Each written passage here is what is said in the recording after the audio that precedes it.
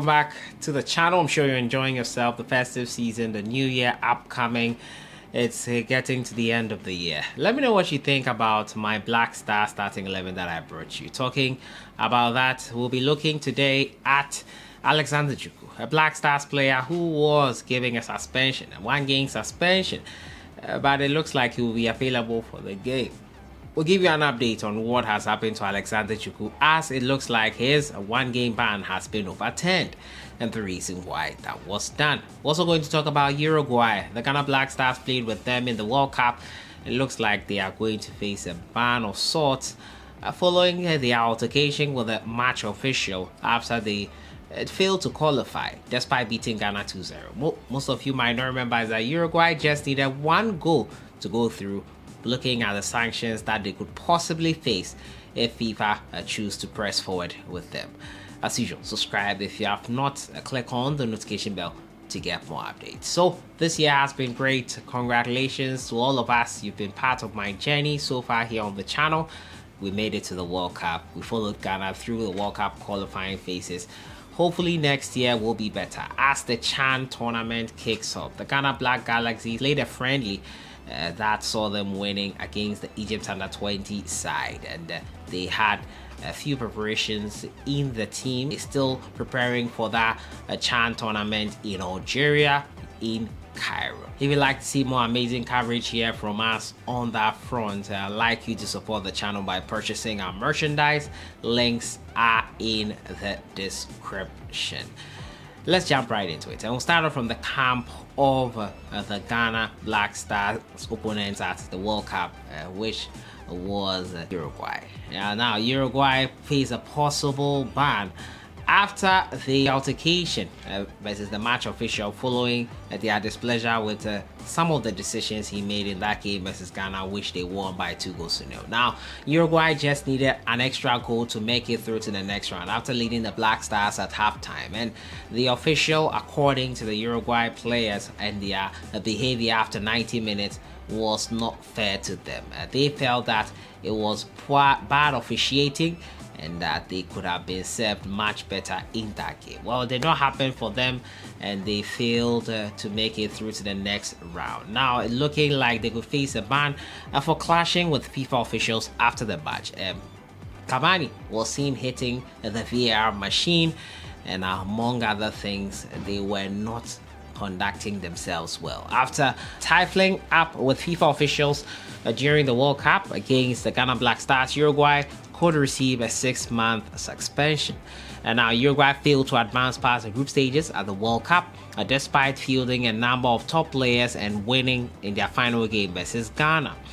They drew with South Korea to start the campaign, lost to Portugal, and beat Ghana 2-0 in their final game. Despite defeating Ghana, Uruguay were unable to advance to the knockout round as South Korea beat them second spot after beating Portugal.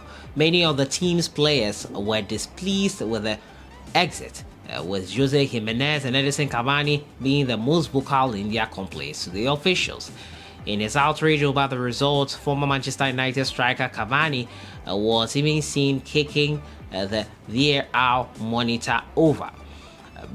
Toppling the VAR monitor over. Diego Godin and Fernando Muslera were also actively involved.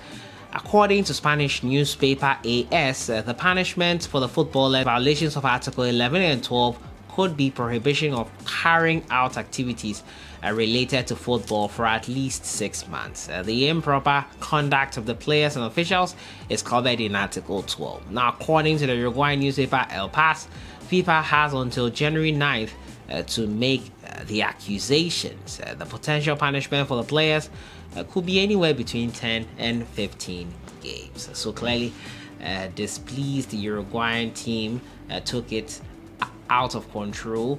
They went a bit too far, and that could see them possibly not partake in some games. I don't think anything harsh will happen to them. I personally feel FIFA might look this over and not punish them.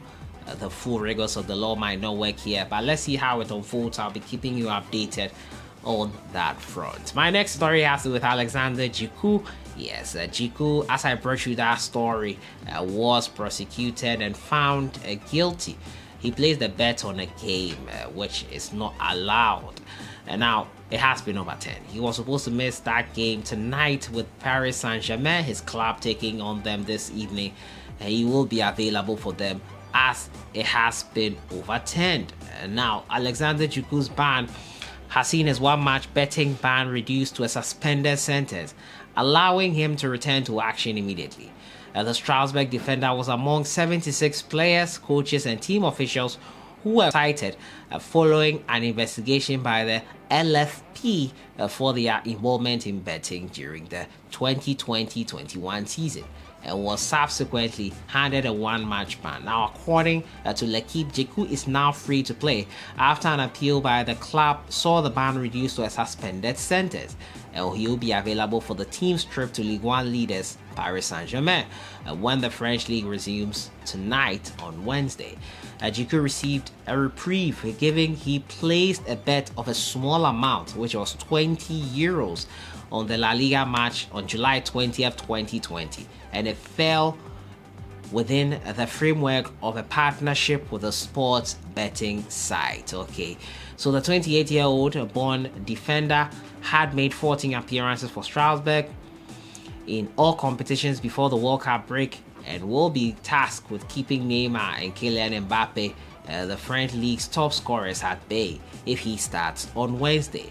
Djiku has 20 caps and 1 goal for Ghana. He was part of the national team at Qatar 2022, unfortunately failing to make it out of the group despite beating South Korea in their second game. Players and match officials are prohibited from betting on any matches, and punishment is a stain on the defender's resume. Djiku will be hoping to be in the starting lineup for this evening's game, and hopefully that doesn't tarnish his prospects of making it out of the club, probably in the future if a better team comes calling. So Alexander Djiku there, thankfully it has been taken to a suspended sentence because it was a much smaller bet. He placed €20, and it falls in line with the partnership he had with the betting company at the time, so he is in the clear of sorts for now. Let me know your thoughts in the comments box on everything today, talking to you about the punishment, possible punishment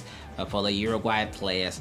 Alexander Djiku, some reprieve for him after he was giving a suspended sentence. He'll be available for tonight's game versus PSG. I'll see you guys in the next one.